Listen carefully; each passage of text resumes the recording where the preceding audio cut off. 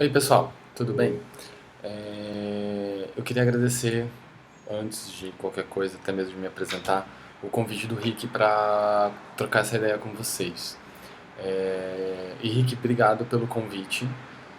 Eu fiquei bem contente porque a minha história ainda é muito nova e ainda é um novo mundo para mim, essa coisa de criar um universo. Então, eu queria, antes de começar qualquer coisa, me apresentar brevemente e explicar que eu ainda não me considero um especialista em criação de história, contação de história. Retórica é uma outra situação. Mas, bom, meu nome é Yuri, vocês já devem ter ouvido falar de mim, o professor Rick, no caso. Eu estou escrevendo a história Um Menino que Não Sabia Voar, e, e eu gostaria de responder as perguntas de vocês a partir dessa história. No entanto, antes, algumas coisas que precisam ser clarificadas.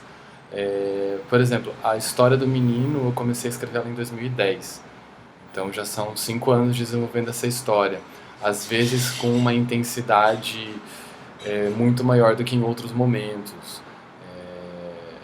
Às vezes por questões psicológicas de estar bem, ou questão de botar uma pressão mesmo para ter um pouco de disciplina, ou às vezes você tem uma situação que você tem muito trabalho para fazer e daí você não consegue dar atenção, enfim. É, tipo, como diz um amigo meu, tudo é transversal, tudo é conectado, não tem como a gente simplesmente separar as coisas e falar que, ah, não, tipo, eu desenho 5 horas por dia, porque não dá. Não dá. O mundo hoje, ele pede um tipo de dedicação que é uma dedicação fragmentada. E ele condiciona a gente cada vez mais para esse tipo de comportamento. O que é bem triste, eu acho. Mas enfim, eu divago muito nas minhas falas, então. E eu não tenho nem como pedir para vocês me puxarem de volta, tipo, pedir para descer, porque isso é um vídeo. Então se o vídeo ficar meio longo, peço desculpas, o professor Rick pode cortar se quiser, fica à vontade. Então se vocês verem um corte muito seco, foi ele, não fui eu. Tá? Então assim, eu vou respondendo pergunta por pergunta, que eu acho que, pelo menos assim, eu consigo me controlar um pouco. Aliás, as perguntas ficaram excelentes, assim, tipo, não tem uma pergunta ruim. Eu queria que os meus alunos fizessem, tipo, essas perguntas com mais frequência em sala de aula, perguntas com mais profundidade, assim. Então, a primeira pergunta, como começar a criação de um personagem? Pelo perfil psicológico ou físico? Então,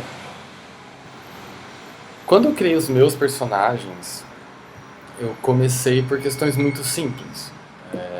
Porque geralmente a gente começa por algo muito simples. Então você pode experimentar, começar, você tem uma ideia na tua cabeça, tipo, e a gente tem que tentar materializar essa ideia. Por exemplo, tudo que eu tinha no começo da história era esse desenho. Era esse desenho. Era o desenho de um menino com 4 braços, sem um pé, sem um olho, que caminhava junto com seu amigo Ciclope pelo mundo em busca de aventuras, em busca de novas situações. E tudo que eu sabia é que ele vinha de um vale onde todas as pessoas voavam. Uma coisa meio nausicando o Vale do Vento, sabe? Tipo, que tinha um vale isolado no mundo pós-apocalíptico. Quem não viu Nausicaa no Vale do Vento, recomendo. Tem o filme, tem a história em quadrinho e é uma das obras-primas do Hayao Miyazaki. Então, tudo que eu tinha era aquele desenho. O menino pirata que não conseguia voar de jeito nenhum. Só que as pessoas na vila dele voavam de um jeito muito diferente do que eu tenho na história hoje. Por exemplo, o prefeito ele voava com um catavento na cabeça. Ele tinha um chapéu que tinha um catavento e assim ele voava. E não é que ele voava, tipo, sei lá, um super-herói, Superman. Tipo, ele simplesmente flutuava. Tinha gente que nascia com asa, tinha gente que tinha uma série de outras características que as faziam voar, e não necessariamente que todas voavam ou como Superman ou tinham asas como o Anjo dos X-Men, por exemplo. E tudo que eu tinha era aquilo.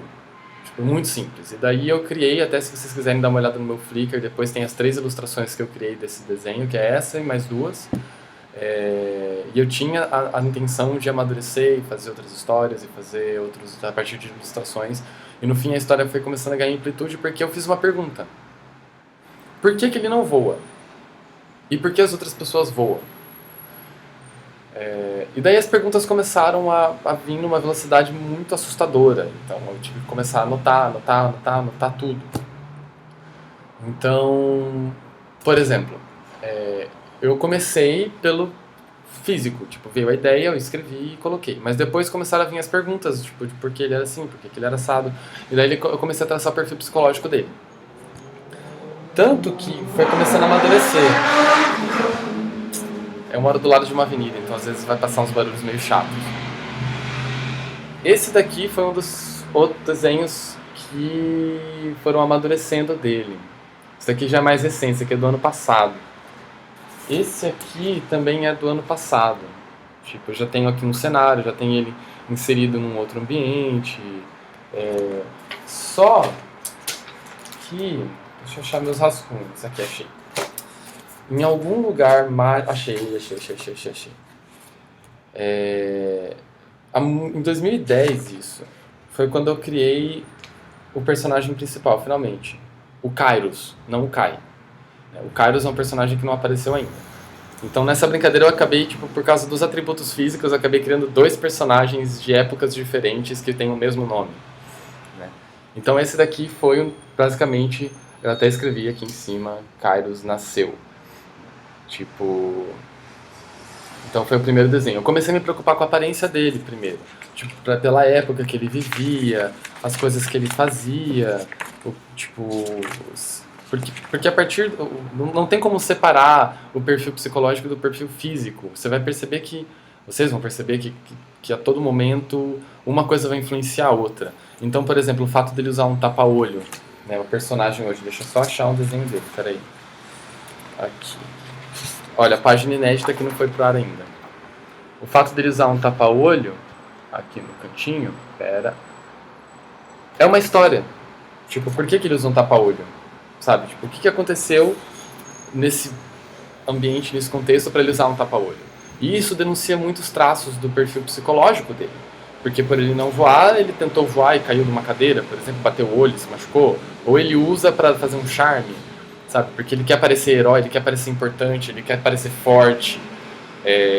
Então, os atributos físicos eles vão denunciar características do perfil psicológico, que no desenrolar da história você pode denunciar isso também a partir das relações que ele tem com o ambiente, com os outros personagens e fazer a história tipo, andar a partir da maneira que ele vai reagir. Então ele poderia, por exemplo, tem 2 caminhos básicos que ele poderia ter, traçando o perfil psicológico. Ele poderia ser uma criança frustrada, tipo, porque não voa, e ser uma criança quieta, ser uma criança triste, ser uma criança que ficava nos cantos, ou ele poderia ser uma criança extremamente determinada e que, tipo, não ia cansar nunca até voar, entendeu? Tipo, são 2 caminhos que, com o passar do tempo, vai se desdobrando em milhares de outros caminhos. E ele pode se transformar em qualquer coisa, tipo, não tem como prever, mais porque ele ganhou vida própria. Então, o que eu poderia dar de conselho, por exemplo, ou de advertência, não sei, não deixe que uma dessas características física ou psicológica determine o personagem, e sim que elas dialoguem juntas, né? Tipo, ele sorri o tempo todo, ele chora o tempo todo, a sobrancelha dele, tipo, tem personagem que é carrancudo, tipo, então ele vai ter sempre essas marquinhas aqui do senho dele, tipo, senho franzido. Então, o que isso denuncia? Se é um personagem velho que tem o senho carrancudo, tipo, é uma pessoa que teve uma vida triste e viveu preocupada, por exemplo. É interessante a gente pensar como que características físicas vão, consequentemente, estar conectadas com características psicológicas. Eu vou tentar ser um pouco mais rápido nas outras perguntas, porque eu falo demais. Há algum tipo de pesquisa antes de criar o personagem? Sim. Há um tipo de pesquisa, sim, que é uma pesquisa que você pode fazer embasado em você mesmo, nas suas experiências pessoais, ou que você possa, por exemplo, fazer pesquisando características psicológicas, de fato, dando uma lida em Lacan, Freud, behaviorismo, sei lá, qualquer coisa que você encontrar na internet, livro de psicologia, pode te ajudar. Tipo, só sejam coerentes, escolha uma linha, não misture elas, né? Tipo, não vai tentar falar de Jung e Freud no mesmo personagem. Você pode fazer leituras do seu personagem a partir desses dois pensadores. Mas eles se contradizem, ao mesmo tempo que eles se complementam. Então é interessante também tomar cuidado no tipo de pesquisa que você vai fazer. Olhem para os amigos de vocês, observem. Tipo, coloquem características que existem nesses personagens.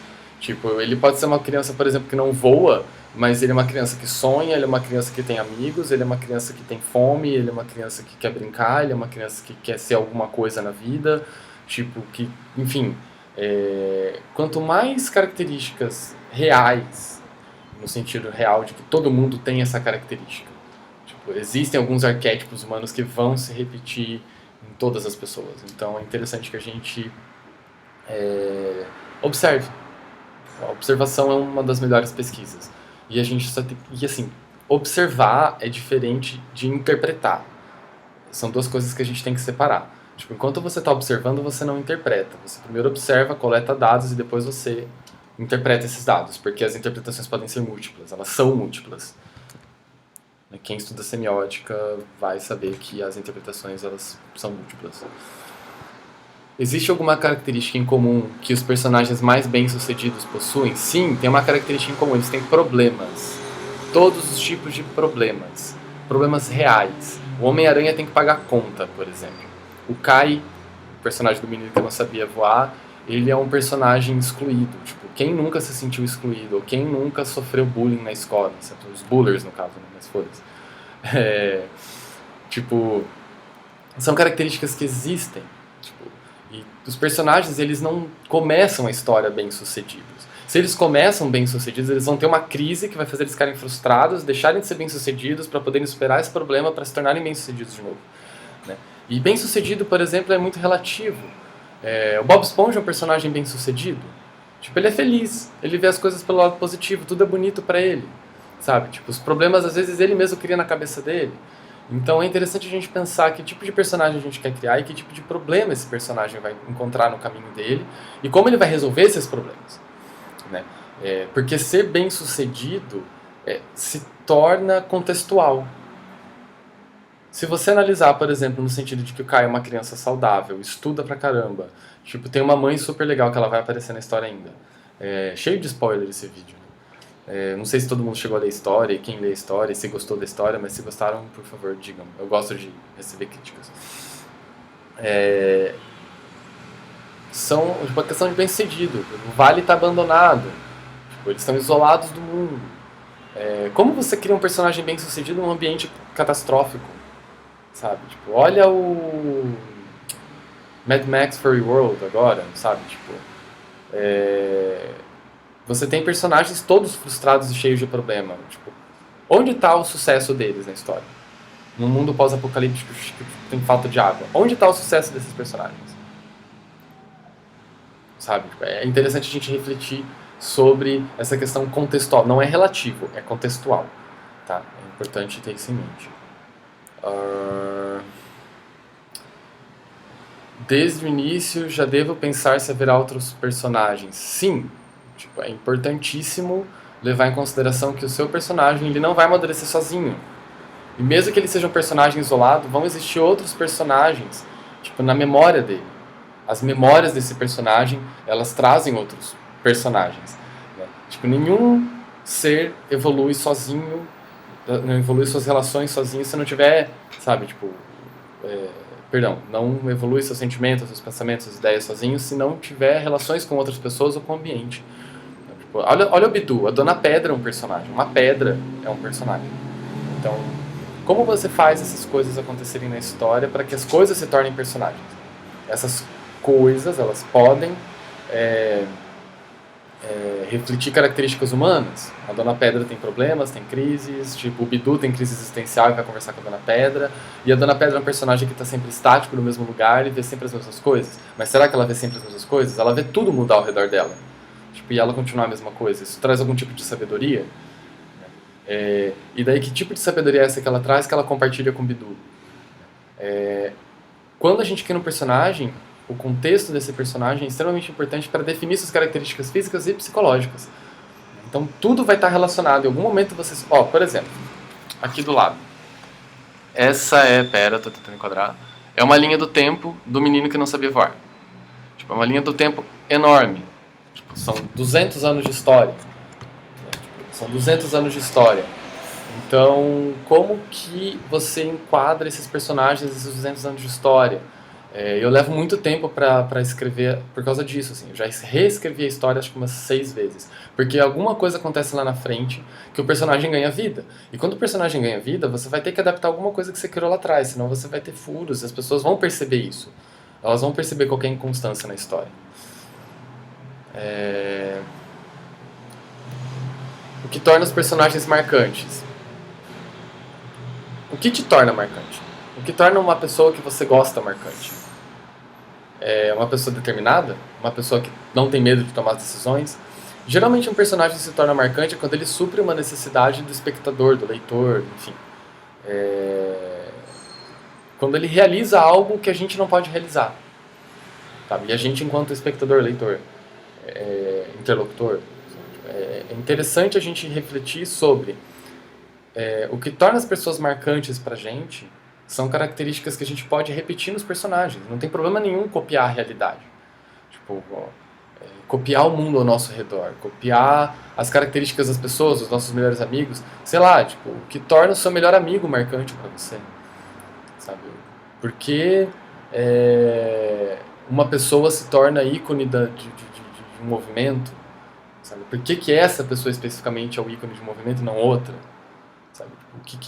Quais são as características na nossa sociedade que transformam as pessoas em pessoas interessantes? E não falo da padronização, da subjetivação que a publicidade corrobora, no sentido de que é a aparência apenas o que importa. Tipo, você tem um sorriso bonito, você tem uma roupa bonita, você tem um físico perfeito, sabe? Tipo, é interessante refletir isso como publicitários, porque nós trabalhamos com isso o tempo todo.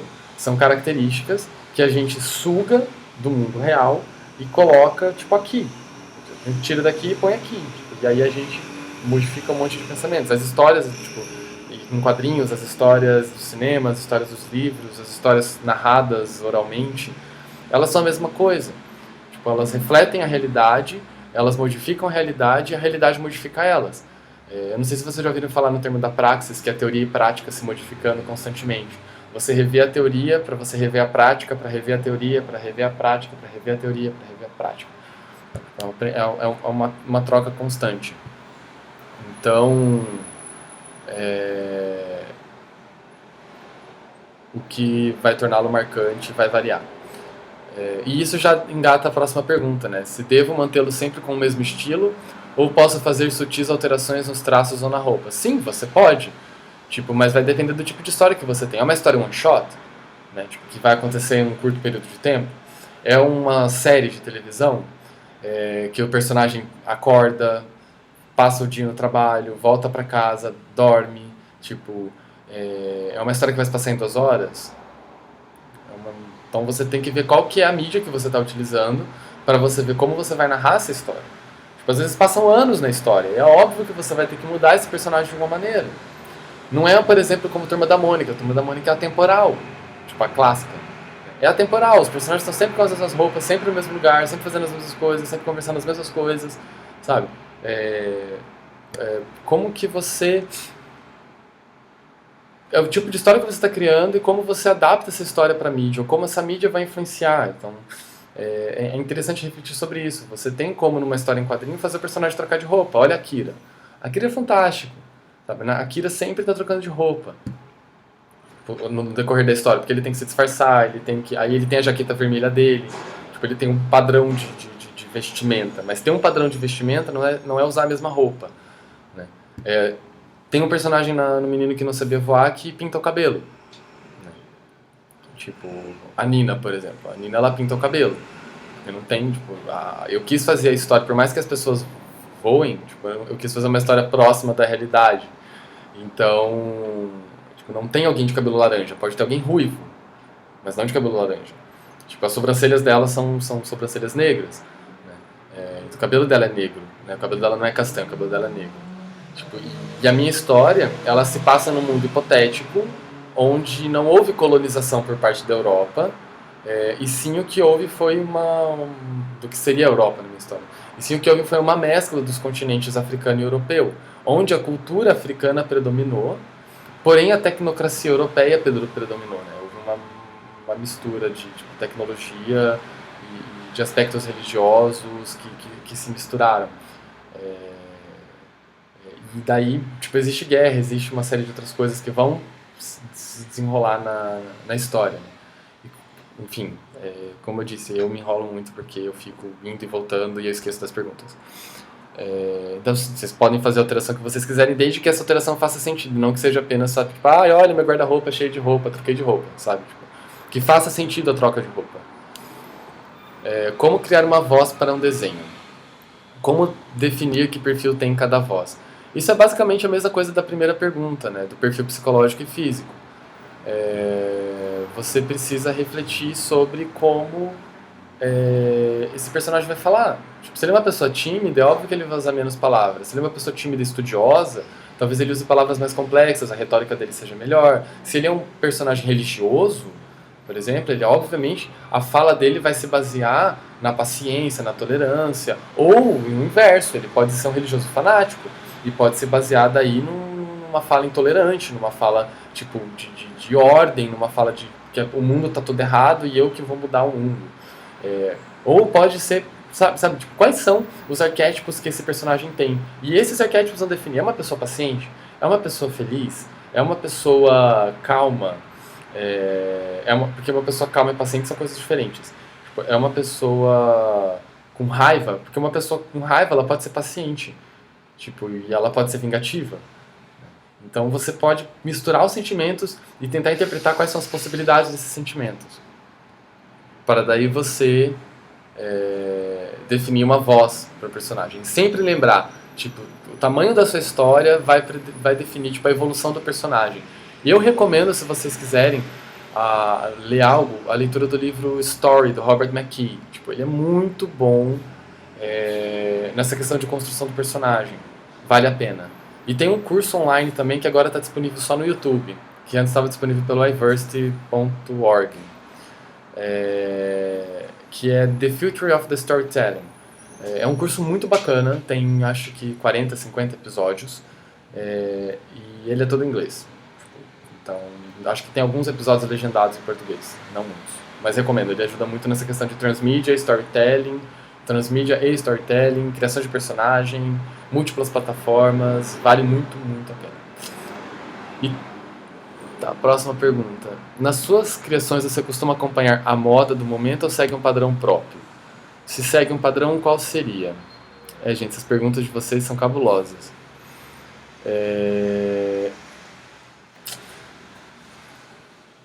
Na publicidade a gente tem que seguir tendência o tempo todo. A gente tem que seguir o que está na moda. Na publicidade quem inova é quem tem muito dinheiro, sabe? Tipo, e agora, como tá na moda não ter dinheiro, o que está sendo inovação é tipo a galera no regional, fazendo campanhas regionais, trabalhando com pouca verba, o que não é uma novidade na publicidade. Então na publicidade a gente tem que sair da tendência seguindo a tendência, sabe? É bem complexo. E a gente tem a opção de produzir algo que a gente gosta, sem se preocupar com tendência, com moda, com o que está vendendo, ou você pode se preocupar em produzir algo tipo, que vai vender. Você pode ser um Paulo Coelho, por exemplo, publica algo que vende. Você pode ser tipo o autor do Percy Jackson, que eu sempre esqueço o nome dele, que produz algo que vende. Né? Ou você pode procurar produzir algo que é seu, que você gosta, e produzir para um público específico. Ou você pode produzir sem pensar em nenhum público. Você pode produzir porque é algo que você quer criar, que traduz quem você é, que é o que eu faço. Tipo, eu não penso no meu público. Eu penso, óbvio, em criar uma leitura que seja coerente. Eu quero ser entendido. Então eu me preocupo em utilizar as técnicas de construção de história e de imagem tipo, que eu aprendi para fazer com que a história seja legível para as pessoas e que as pessoas entendam. E isso ainda assim não me impede de inferir no erro de interpretação ou de interpretarem a história errado. Mas é que a gente está tão viciado na publicidade, a ter que criar pensando em público, a ter que criar pensando em verba, a ter que criar pensando em tendência, a ter que criar pensando no produto, que a gente esquece que a gente pode criar pra gente. simplesmente porque a gente quer criar algo legal que reflita o que a gente é. E é o que eu faço, é o que eu escolhi. Tipo, são tantos anos já criando para os outros, tipo, o que os outros querem, o que os outros pedem, tipo, que chega um momento que você para e pensa, sabe? Tipo, eu quero criar algo para mim, que traduza quem eu sou, que eu goste, como eu vejo o mundo, enfim. Então você, obviamente, pode escolher. E você pode fazer isso também, criar para você se adaptando às tendências, por exemplo. Tipo, nada impede você de fazer isso. Por isso que, às vezes, é relativo.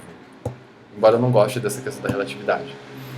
Quando surgiu a sua inspiração, aptidão para criar personagens? Quando eu era criança, acho que você já deve ter ouvido falar de fanfic. Eu era uma criança meio sozinha, eu era criança que apanhava na escola, sabe? Todas essas coisas. Então você acaba tendo que desenvolver coisas, tipo, técnicas de sobrevivência. E a técnica de sobrevivência é você, às vezes, criar um mundo na sua cabeça onde você é forte, né? E talvez isso seja comum, se vocês lerem bastante sobre outros autores, vocês vão perceber que muitas vezes experiências pessoais influenciam muito na criação de personagens. Então eu criava personagens que eram fortes, eu criava personagens que eram deuses e que não sofriam problemas, e que quando sofriam problemas, tipo, destruía tudo, matava tudo, ou mostrava pra todo mundo que eles eram os melhores. E conforme você vai amadurecendo, vai crescendo, você vai percebendo que não necessariamente precisa matar todo mundo. Você pode criar personagens que, tipo, foda-se todo mundo, vou viver minha vida, sabe? Você pode criar personagens. E é engraçado que o Kai, ele reflete um pouco de quando eu era criança e adolescente, que eu queria provar pra todo mundo que, olha, eu sou uma pessoa legal, sabe? Não é porque eu sou gay que eu sou uma pessoa ruim. E essa questão do reconhecimento. Tipo, todos nós buscamos reconhecimentos. Por motivos diferentes, mas a gente busca reconhecimento, seja no trabalho, na vida, no relacionamento, na amizade, tipo, na escola, sei lá.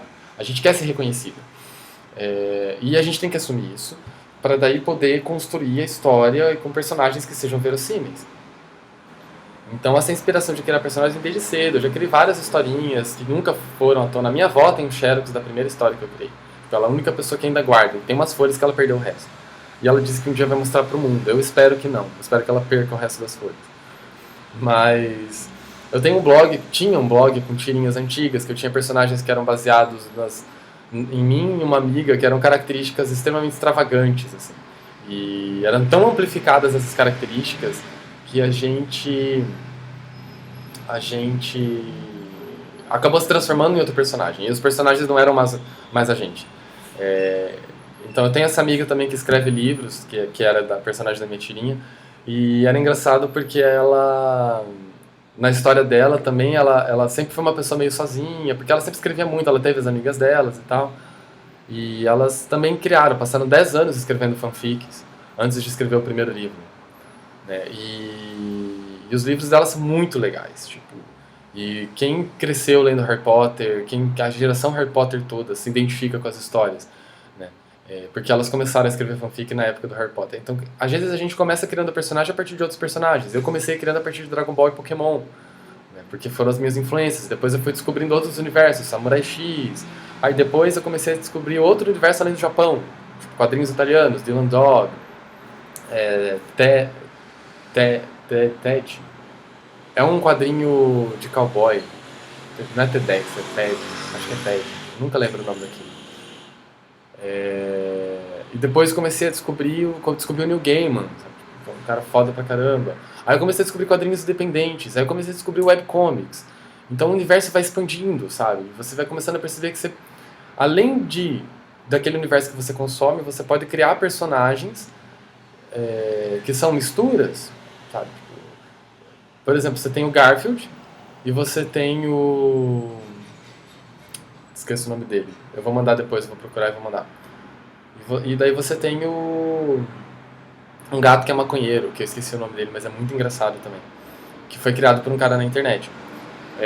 Eu tenho meu gato também, que é laranja, o Ernest. Ele tá deitado me olhando agora com cara de julgamento.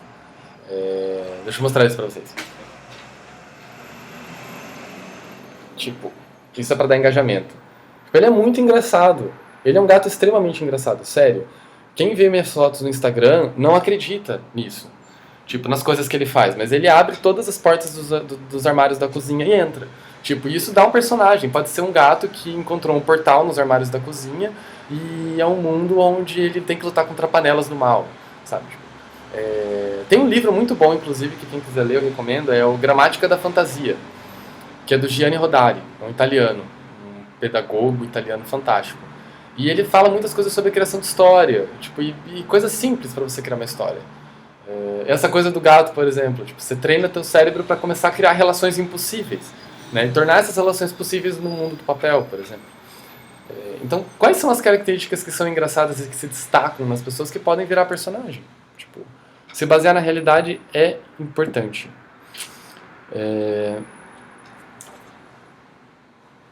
De que maneira... Eu não sei se eu respondi a pergunta, tá? Eu espero que eu tenha respondido. Se eu não respondi, vocês podem mandar de novo que eu respondo de novo. De que maneira suas ilustrações podem contribuir para a formação de novos leitores? E como você procura colocar isso no seu trabalho? Olha, a gente tem um péssimo costume de achar que ler é só ler texto, sabe? Tipo, péssimo costume que, tipo, só... Cadê? Deixa eu pegar um livro. Só isso aqui é possível ler. Tipo, a gente aprende na faculdade que só isso daqui é possível de ler. E daí você vai crescendo, expandindo a tua visão e lendo outras pessoas, você vai começar a perceber que a gente lê tudo. A gente lê tudo, absolutamente tudo. A gente nasce vendo, a gente não nasce falando e escrevendo. E mesmo a escrita, ela é um desenho. As letras são sons desenhados. São representações do som. Então, tudo é passível de leitura. E eu acredito que os desenhos, eles são uma forma muito mais atraente de ler, né, do que o texto escrito. Tipo...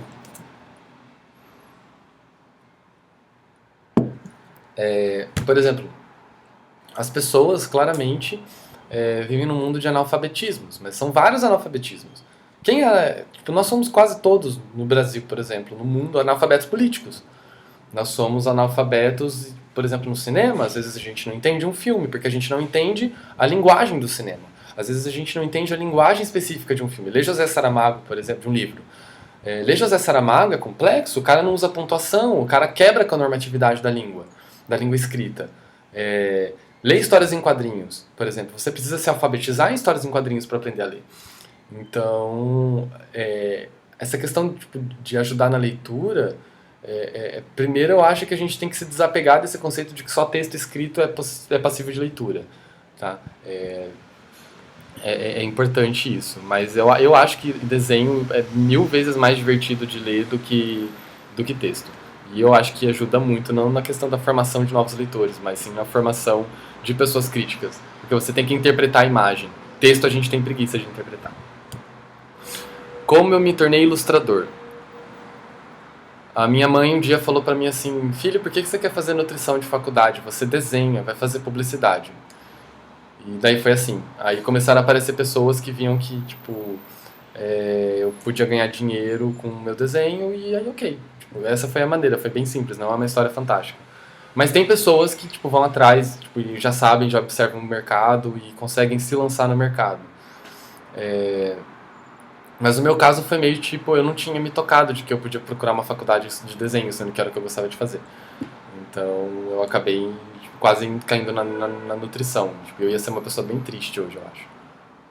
Ou, sei lá, ia criar um vlog e ia fazer pratos de comida desenhados, por exemplo. Não sei, tudo é possível hoje. Onde você busca inspiração e referências para seus trabalhos? All around the world, tipo, o mundo inteiro, tipo, é inspiração, tudo. Tipo, trabalhar a observação. Uma árvore pode virar 1000 coisas, né? Vários ilustradores, vocês vão perceber, eles têm sketchbooks. Então, por exemplo, ali no canto, tipo, embaixo do leão, tem vários sketchbooks que eu desenhei. Eu enchi eles de desenho. Tem vários, inclusive tem alguns ali que tem desenhos do menino, das primeiras ideias, primeiros rascunhos. Né? Então você sai com o teu sketchbook e vai procurar o mundo, vai rabiscar, trabalha observação. Copia a realidade, para você aprender como a realidade funciona, para você criar em cima da realidade. Entendeu? Tem um ditado, um aforismo, uma máxima, enfim, que é: você pode construir um castelo no céu, é só construir a escada para alcançar ele depois, tipo, não tem problema. Sabe? Então, tipo, é basicamente isso. Você copia a realidade para você aprender a usar a realidade, para você aprender a quebrar as regras da realidade.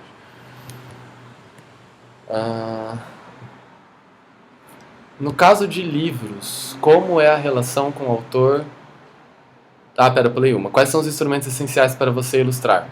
Papel, lápis e essas canetas de nanquim descartável, que são simplesmente maravilhosas. Eu uso várias pontas. Mas eu também tenho uma tablet bem ruim que eu uso para desenhar, porque na época que eu comprei eu não tinha dinheiro, porque eu era explorado numa agência em São Paulo. Então, tipo, era o que eu tinha. Eu tinha que pagar o aluguel ou comprar uma tablet boa. Então eu resolvi pagar o aluguel e comprei uma tablet ruim. Mas eu uso ela para colorir digitalmente e desenho à mão. Então, tendo papel e caneta ou lápis, para mim já é o suficiente. No caso de livros, como é a relação com o autor durante o processo de ilustração? Normalmente o autor dirige a arte ou o ilustrador tem liberdade de dar a vida ao texto como achar melhor. Isso é relativo. Isso é bem relativo. Já tive capas de livro que eu fiz totalmente livre. Eu fiz poucas capas de livro. Acho que eu fiz 6 capas. Tipo, e não estão todas no meu portfólio. Já readequei umas capas também. Depende de como você se posiciona. Tipo, geralmente a galera de criação é arrogante pra caramba. A galera que trabalha com criação é uma galera que acha que é a única pessoa que faz trabalho na agência. Tipo, uma galera prepotente e que acha que o trabalho do atendimento, do planejamento e de qualquer outra pessoa na agência é descartável, porque eu criei a arte, eu editei a foto, eu fiz o layout, então o meu trabalho é o mais importante. Não, não é. Começa por aí. Se você vai desenhar a capa de um livro, você tem que entender que você está realizando o sonho de uma pessoa. O sonho dessa pessoa era escrever um livro. E você está materializando o sonho dessa pessoa. Então é importante você entender que vocês estão trabalhando juntos. E que nem o trabalho de um nem o trabalho de outro é mais importante. Tendo isso em mente, a vida fica bem mais fácil de se relacionar dentro de uma agência, por exemplo. E eu sempre trabalhei na área de criação. E eu já trabalhei como atendimento e planejamento. E, cara, tipo, se todo mundo numa agência entendesse a importância do trabalho um do outro, a vida ia ser muito mais fácil. Desculpa. Então, por exemplo, eu já peguei... Tem uma amiga minha que escreveu um livro, eu fiz a capa de um dos livros dela, eu vou fazer a do segundo, que ela faz um rabisco e fala assim, Yuri, desenha em cima disso e cria, tá ótimo. Essa é a ideia mais ou menos. Tem um outro livro que eu vou começar a rabiscar agora, que eu também estou dialogando com o autor, esse fim de semana a gente vai se encontrar. Por exemplo, aí aqui tipo, eu tenho vários rabiscos, assim, que são os primeiros rabiscos, com ideias iniciais de capas. Tipo, não é nada muito, nossa, que incrível, que genial, tipo, isso tudo começa do zero mesmo. A primeira coisa que eu faço é perguntar para a pessoa, qual é a tua ideia de capa? O que você pensou para a capa? Porque a pessoa já teve uma ideia, a pessoa escreveu aquela história, a pessoa entende daquele mundo melhor do que você vai jamais entender. Então, nada melhor do que aceitar as críticas e as considerações dela. Então, por exemplo, eu sempre procuro ler os primeiros capítulos da história, para pelo menos tipo, criar afeição pelo que eu vou fazer. É importante isso, você ter afeição pelo que você vai criar. Né? E, tipo, você não pode ver o cliente como um monstro. O cliente não é um monstro. O cliente é uma pessoa que entende do que ele está pedindo para você e você entende de como comunicar isso pro mundo. Tipo, eu sei desenhar e essa pessoa sabe como é o personagem dela. Por que eu vou achar que eu sei mais do personagem dela do que ela? Sabe? Tipo, e a partir das referências que ela traz, cria. Já tive livros que a pessoa chegou e falou assim... cria o que você quiser. E daí eu criei, a pessoa gostou e ok, sabe? E assim como já teve gente que me trouxe a capa pronta e eu cheguei, olhei pra capa e falei, cara, isso aqui não tá bom pra fazer. Tipo, e a pessoa só queria que eu fizesse o layout. Tipo, criasse a marca do nome do livro peraí. O Ernesto tá deitando onde não pode. Criasse a capa do nome do livro e layoutasse. Tipo, aí eu falei, não, olha, tipo, você tem aqui um desenho massa, porém um desenho sem ponto de luz. Vamos mudar isso? Aí, tipo, a pessoa, não, beleza, o que você acha que tem que melhorar? Eu falei, fiz, a pessoa gostou e aprovou. É tudo uma questão de como você apresenta e defende a ideia. Então, vai depender da sua relação com o escritor. Tipo, às vezes você vai ser dirigido e aceita isso de boa, entendeu? Teu trabalho é bom. Olha que massa, alguém tá tipo, te ajudando a criar. E às vezes você vai ter liberdade de criar do zero. A outra pergunta, quais são suas preocupações quando você está criando uma ilustração? Que características você considera que uma boa ilustração ou personagem deve ter? Cara, testa. Ó, eu fiz milhares de desenhos do Kai antes de chegar num desenho que eu olhasse e falasse, cara, é isso, tá lindo. As primeiras 8 páginas do prólogo da história, inicialmente eram 20 páginas de prólogo. Aí eu reduzi para 6. Aí eu aumentei para 12. Aí eu reduzi para 8. Tudo isso daqui, ó, são alguns rascunhos. Essas folhas aqui são enormes, tá? Só para vocês não acharem que é pouca coisa. Essas folhas são enormes. E todas elas estão desenhadas frente e verso. Deve ter umas 30 folhas aqui. Além dessas, tem mais essas daqui. Também tá tudo frente e verso. De readequações e testes atrás de testes. Tá? Aqui tem mais papel, aqui tem mais papel, aqui tem mais rascunho. Caraca, é muito rascunho. Pera aí. Tipo, é muito rascunho mesmo. Tem mais folha aqui. Aqui são rascunhos de personagens. Tipo, então são daquelas folhas grandes. Então é desenho atrás de desenho. Sem contar o que tem no sketchbook ali atrás, que eu não vou pegar pra mostrar pra vocês, tem muita coisa. O vídeo vai passar pra 3 horas de duração. Sabe, tipo... Tem os rascunhos das páginas, os rascunhos finais, os rascunhos... Tipo, que você acha que é final, aí quando você vê não é mais final, você faz de novo, fala, não, melhorou, agora realmente é a ideia final. Então é uma questão de testar e chegar uma hora e falar, não, chega, entendeu? Tipo, daqui 10 anos eu vou olhar isso e eu vou querer mudar. E é realmente o que acontece, você vai olhar uma coisa daqui 10 anos, tipo, você vai querer mudar. Aí chega uma hora que você fala, não, chega, quer ver? Vou dar um exemplo pra vocês. Essa é a primeira parte da história. Para eu imprimir essa parte da história, isso é a parte de texto, não é nem desenho ainda, tá? Não é nem roteiro, tipo, desenhado, é só roteiro escrito. Eu escrevi ela umas 5 vezes. Aí eu imprimi. Depois que eu imprimi, eu comecei a fazer um monte de alteração e deletar coisa. Porque eu estava traduzindo para o desenho, sabe? Tipo, então eu mudei de novo. E isso vai acontecer sempre. Tipo, mas você tem que fazer isso processualmente e se pôr um limite. Né? Tipo, depende do seu nível de perfeccionismo e criticidade. Vamos para a última pergunta. Finalmente, vocês já devem estar exaustos de me ouvir. De que maneira suas ilustrações podem contribuir... Não, pera. Eu já respondi essa pergunta? Já respondi essa pergunta. Eu não sei como que eu li. Acho que eu li essa pergunta antes de outra, enfim. Bom, é isso. Se alguém tiver alguma dúvida, quiser trocar uma ideia, sei lá, me procura, pede pro Rick, pode passar meu contato. Eu tô quase 24 horas online, então eu gosto de trocar ideia. Quando eu lancei a história do menino, um monte de gente me adicionou e começou a acompanhar a história e veio elogiar e falar que era legal, e isso dá uma energia muito legal de ver que tem pessoas curtindo o teu trabalho. Os 3 primeiros dias foram mais de 2.000 acessos únicos e isso me deixou muito feliz, assim. E daí, óbvio, vem a pós-graduação, vem o trabalho, vem a vida, te dá um murro no estômago e fala, agora você não vai conseguir fazer isso, vai ter que esperar.